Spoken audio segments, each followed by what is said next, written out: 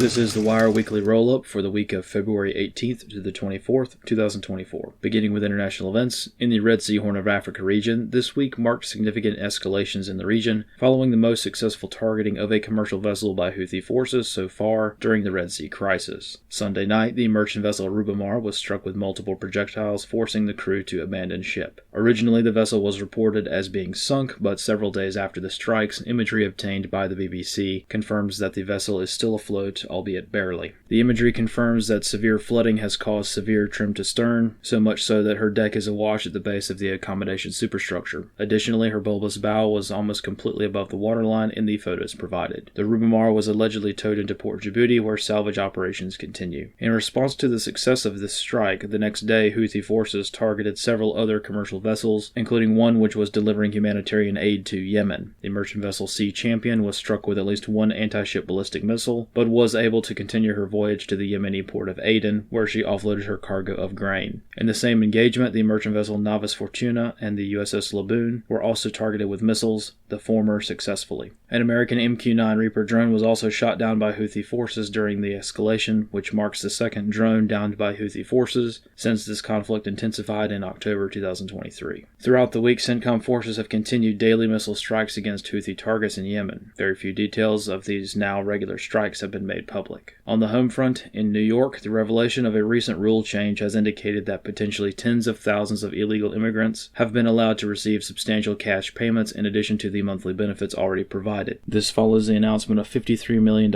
in prepaid cards being issued to illegal immigrants in New York City, which includes payments of up to $10,000 per illegal immigrant without any accountability requirements or checking identity documents. Analysts comment. Quietly passed last year, the New York Governor's Office changed the eligibility requirements for its Safety Net Assistance or SNA program to include illegal immigrants. Though accountability is virtually non-existent, city officials estimate that approximately 10% of illegals living in New York City, around 17,000, are receiving benefits through this program. In Texas, the border situation continues as before, despite little independent media coverage of the truth on the ground. Events in the vicinity of Eagle Pass have largely developed into politics, with Shelby Park mostly serving as a location for photo opportunities or press events due to the halting of illegal immigration in this very small area. Last week, Texas announced a $130 million plan to build a forward operating base, or FOB, near the southern U.S. border. FOB Eagle Base Camp will be completed in September and will reportedly be a larger version of similar camps already in place throughout the region. In Washington, D.C., the Biden regime has announced the cancellation of an additional $1.2 billion of student debt for approximately 153,000 people. To date, various federal entities have already canceled or technically transferred to the American taxpayer over $138 billion of student loan debt from approximately 3.9 million individuals. In the United States, Thursday morning, many cyber events were reported on a variety of platforms, utilities, and critical infrastructure. The main cyber impacts were to AT&T's cellular network, with the majority of AT&T customers being without cell service for much of the day. In a separate incident, many pharmacies across the United States reported computer systems being offline,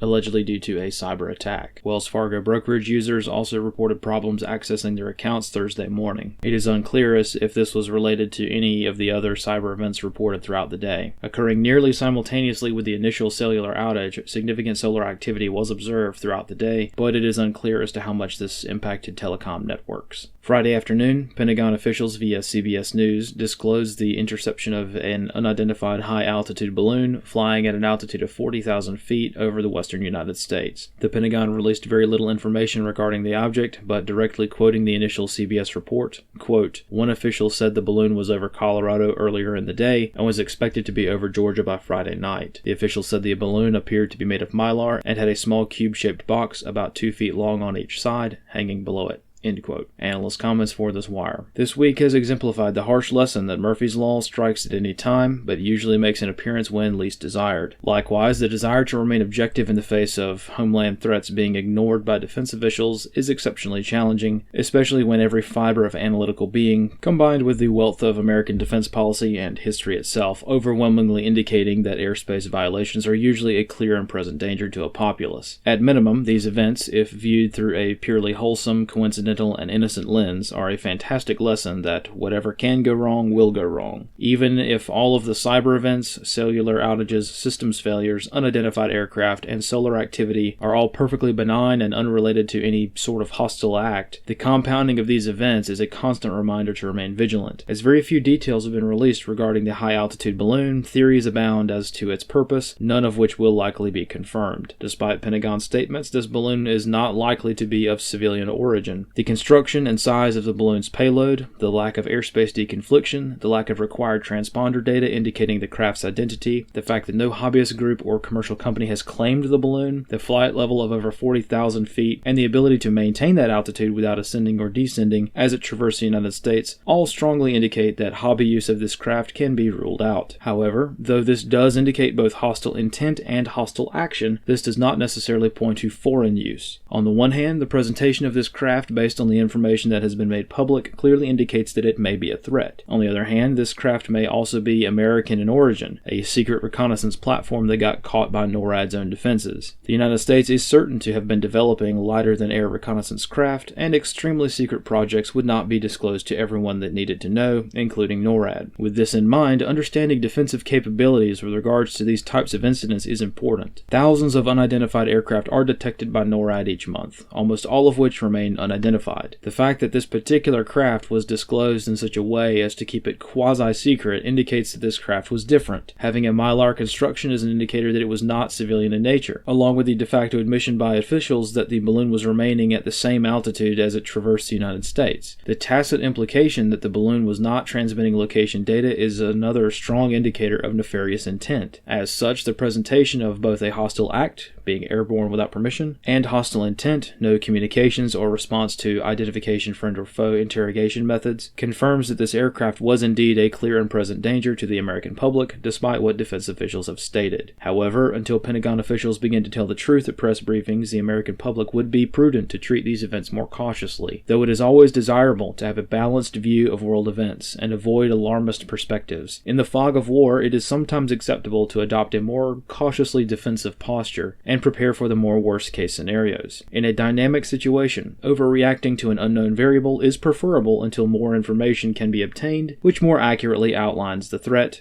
and hopefully lets everyone rest easy. Red teaming the balloon event both for posterity and for future preparedness. If the high-altitude object was hostile or foreign in nature, this could represent a tactic utilized by national adversaries in a time of war. Though it is generally unwise to base so much theory on so little information, we must consider all possibilities that are likely based on what little information has been released. Understanding and discussing the potential is necessary, no matter how serious the implications may be. Though this is purely speculative theory based on a hunch, the still unidentified balloon could have been intended to take advantage of the cellular outage on Wednesday. The timing would have been perfect if the intent was to disable a large number of cellular comms and surveil whatever signals remained. The balloon itself almost certainly didn't cause the initial outage, but conducting reconnaissance in the wake of a cyber attack would have provided a wealth of intelligence on the backup procedures and frequencies used by military or governmental agencies during an event such as a national cyber attack. Having a bird's eye view to collect radio signals during a communications blackout would be extremely valuable for military planning. Likewise, citizens should also be prepared for the contingency that foreign reconnaissance platforms may be launched from within the United States. Launching spy balloons from the hundreds of miles of terrain already owned by Chinese real estate syndicates would be a logical escalation of Chinese reconnaissance activity within the homeland.